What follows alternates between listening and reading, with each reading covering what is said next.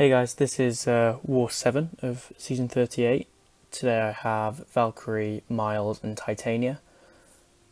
And we're going to be going up Path 2 the whole way, and a few minis. So I've got that Mojo, Doom, Surfer, taking the Sersi, Maw, then on to Path 2 in Section 2, Chavez and Apoc, finishing off with the Knull boss.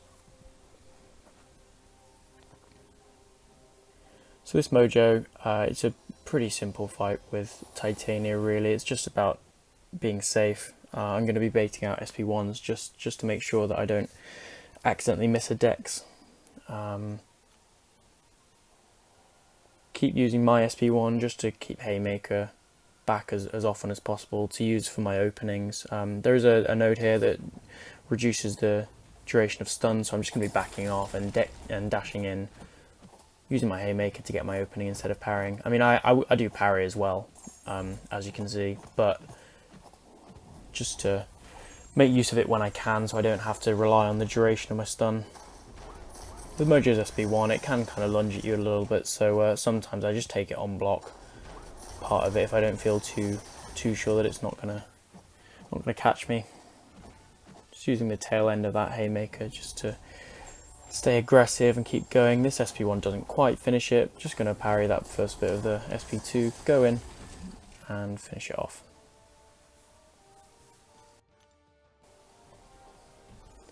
And next up, this Doom. So this is my first fight with Titania against Conduit, against a non-robot. I did take a Dark Orc before. So the theory of this fight is that I'm going to go to SP3, and that will apply pretty much all the debuffs in the game, but one of those is a disorient, and it's a 30% disorient. That means I get the SP3, which doesn't count as a knockdown, then I get one knockdown for free, because Conduit applies a shock, and Doom is shock immune, so that's another knockdown. That's 2 disorients on him, that's 60%, and then I get one more knockdown, which hopefully applies before Conduit, but if not, still a 60% chance that it'll fail. Add in the fact that I can double debuffs from her Sig ability, and I felt there was a pretty decent chance that I would be reducing any chance of Conduit triggering at all. If I see any of the energy debuffs show up at any point, I will just stop hitting him because it'll start healing him up. But, you know, I figure it could go well. So I've got my SP3 here, and I'm just waiting for the aura to go. I'm going to go in, hit him 4 times on block with light attacks. That applies suppressions, and it gives me a bit more fury before we go in. So now that that setup is explained, here we go. SP3, no Conduit, 1 heavy, 3 disorients, another one, 4 disorients, still got 3 disorients, back up to 4, and he never had a chance to trigger Conduit at all. I'm just using this SP1 here because I know he's at SP2. I want to apply some weaknesses before he throws it, and it only does 1.6k per hit on my block, and one of them was a perfect block, so pretty good way to deal with Doom's SP2 there. And the Conduit debuff is there, but you know, he's down to 20%. He did regen a little bit back up just due to willpower. Now I'm just trying to get my Haymaker back. If he throws his SP1, great, I'll dex it. I'm going to push him to SP2 here. I've got my Haymaker back now, so if he did throw it, it would have been fine. I could have just used it to tank part of his SP2 on block. But that was a pretty smooth fight, I think. So just moving on to this Surfer now. He's on Strike Counter Fury, which means I need to use a special attack in between using too many mediums, lights and heavies. I've only got a certain amount. The great thing here is that Valkyrie gets around this completely, as long as you don't hit them too much with mediums and lights, because she can gain power just by hitting his block, which means the charges don't go down, you don't have to deal with masochism unless you accidentally parry a few times, and in general she just counters it really well. So I've used the Power Start 1, and the main thing here is that between doing this fight and recording this voiceover, I've realised that I used my SP2 too quickly here. the main thing is you want to wait until you've hit him on the block 30 times, or hit him a combination of the two 30 times, because you want your 3 pierce buffs to start doing your instant bleeds, and obviously more pierce buffs means more damage on block. So I actually used my SP2 too early here. I mean, it ends out alright because she just does so much damage anyway, but if I'd waited another 10 hits or so first, I would have done it a lot quicker and it would have been a lot better. I mean, one SP2 getting him down halfway is not too bad. I've got my 3 pierce buffs now, so it's alright. But this fight's pretty straightforward, so I'm not too worried about it. The armor breaks are giving me a bit of nice willpower. He's going down quickly. I have parried a couple of times by accident, but overall it doesn't make too much of a difference. And then I just throw full combo into block, SP1, and that takes him down.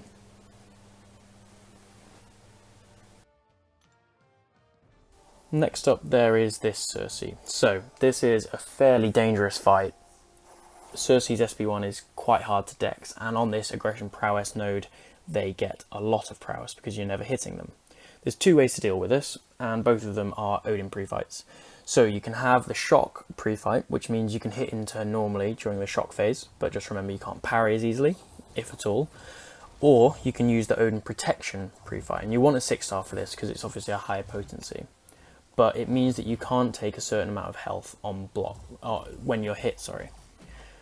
This means that if you do mess up and Sersi hits you with a special or hits your block, you are safe. And I think you're going to see this first special is going to hit my block and it's going to take a chunk of damage, but it's greatly reduced by having the Odin pre-fight. And there you go.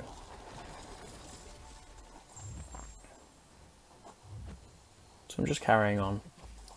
Hitting into a block with Sersi as well when using Valkyrie, you often end up triggering her glancing by using your SP2. It doesn't really matter. You still do so much damage, it just kind of reduces it a little bit, makes the fight a little longer, but overall she's got a fairly low health pool, so most of the time you'll be okay. I threw it when it was on cooldown there, just as a trade-off. She had a bar of power, so most of the duration on my Fury was wasted, but overall 1 SP2 getting her down to 40% is pretty nice. We're in a really safe spot in this fight here. Looking back, I'd probably have hit her more during the shock phase, to be honest, just to get some willpower healing. But at the time all I was thinking about was getting this fight down. And yeah, just looking at the prowess, this is the reason that it's a bit of a scary fight. Usually I'd take champions that I'm fine dexing their specials really easily, like a Rintra or a Terax. Sersi's a little harder, but it does mean on a node like this that you can't take someone like Nick with Valkyrie, because those SP1s will just end up hitting really hard. And this SP1 just finishes it with the instant bleed there.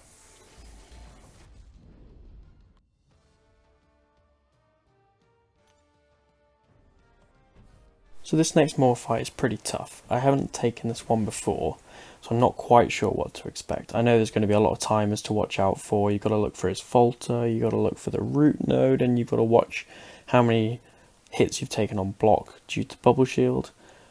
I'm going to start this fight just like I start any other Maw fight. Dashing back, holding block, letting him tap me once on block, and then charging my heavy right away. It guarantees a knockdown with Haymaker. There are quite a few mistakes I make in this fight, and I'm pretty lucky to get out with as much health as I end up with. But yeah, I'll just walk you through. There's quite a lot going on, so I'll try and keep up with it. So I get my knockdown, go in for a combo, that's fine. He throws his special nicely. When I knock him down, he has enough power for another one, but he doesn't throw this one straight away. He delays a little bit, and the root timer triggers during my heavy, leaving me too far away.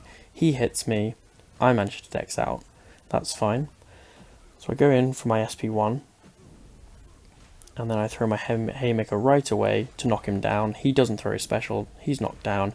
I don't dex that special at all, take some degen on block. I see the root timer coming, so I use my special just as it triggers. So now I knock him down again to just remove that falter timer. Go back in, use my haymaker, finish my combo, and I go for a heavy right away. Manage to knock him down, that's fine. I dex the SP2, I see the root timer coming, and I have my special ready, I throw it. Back on track a little bit.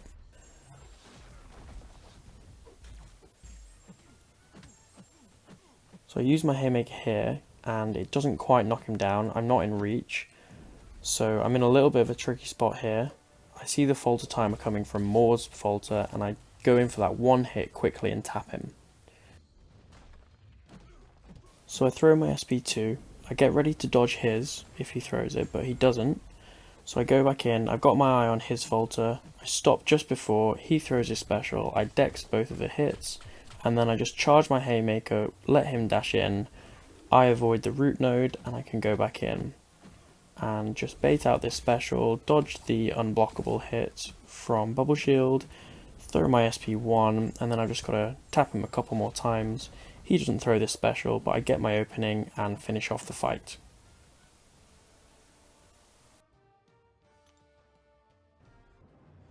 So next up we've got this Chavez and Apoc in section 2. They're both fairly straightforward path fights for Titania. Main thing with Chavez is just making sure you got your haymaker if she does get to an SP2, but hopefully most of the time she's going to be nice throwing her SP1. Because it's a path fight and there's not too much to worry about with the nodes, I'm going to go to SP2 here just for a bit more damage. Usually I'd want to be spamming SP1 for safety, but I feel good here. Chavez doesn't go in, so I just use my haymaker just to stop her being so passive and hit her. Just making sure that I'm getting as many light attacks in to build my Furies as I can. She's being very nice with throwing her specials. My haymaker's back, so I'm just going to go ahead and trigger it.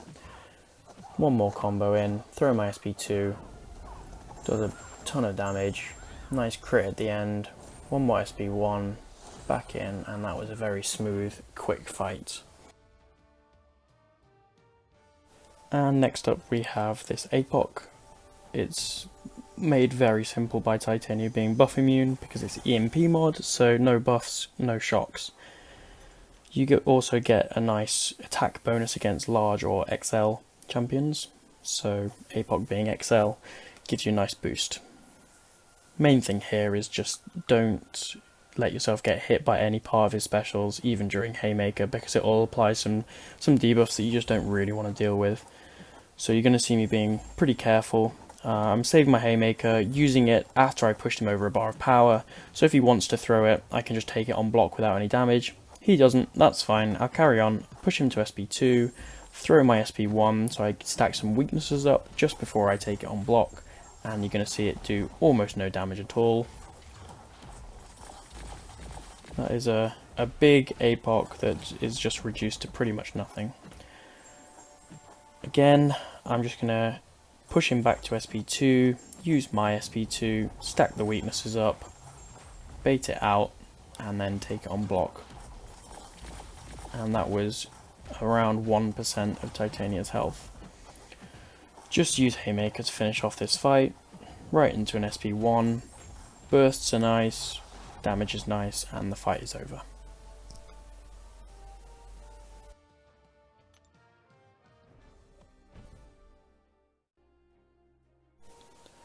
And for the last fight today, it is a Knull boss, another Knull boss, and taking this with Miles again.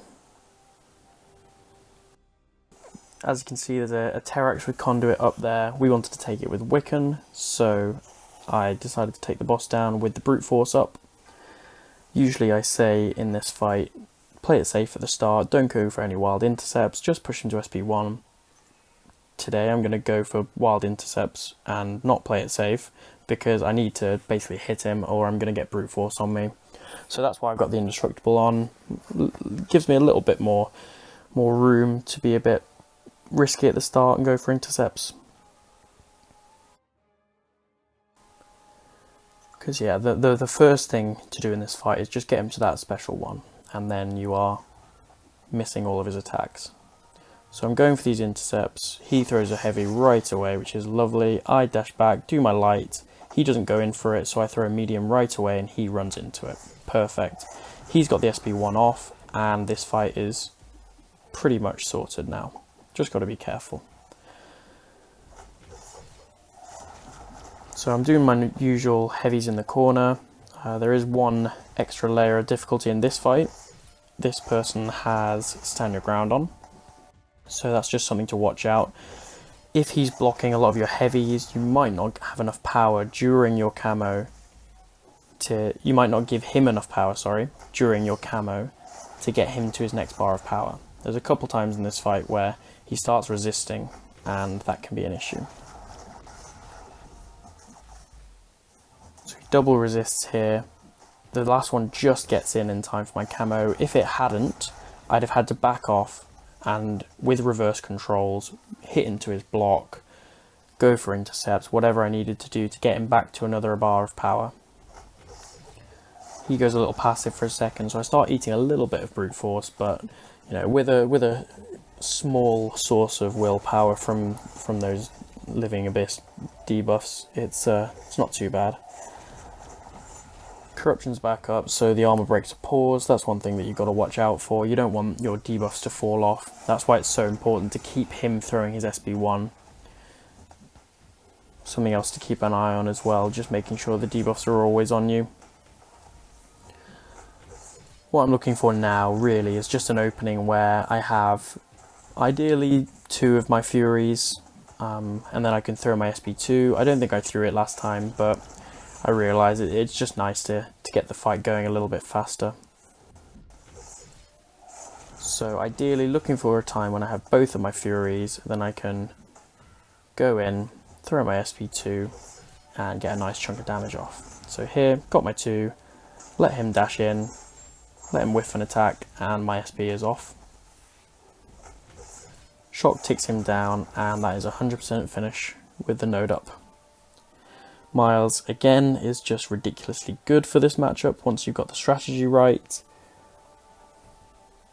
And I believe we lost this war. This was the one over Thanksgiving, so we had a bunch of people from the US with limited time to be on, which is a shame. I think we lost it either on time or by 1 or 2 deaths, so it was a big shame, but bouncing back in the next war. Another great war with Titania and Valkyrie. So I hope you enjoyed. I look forward to seeing you in the next one, and thank you for watching. Cheers.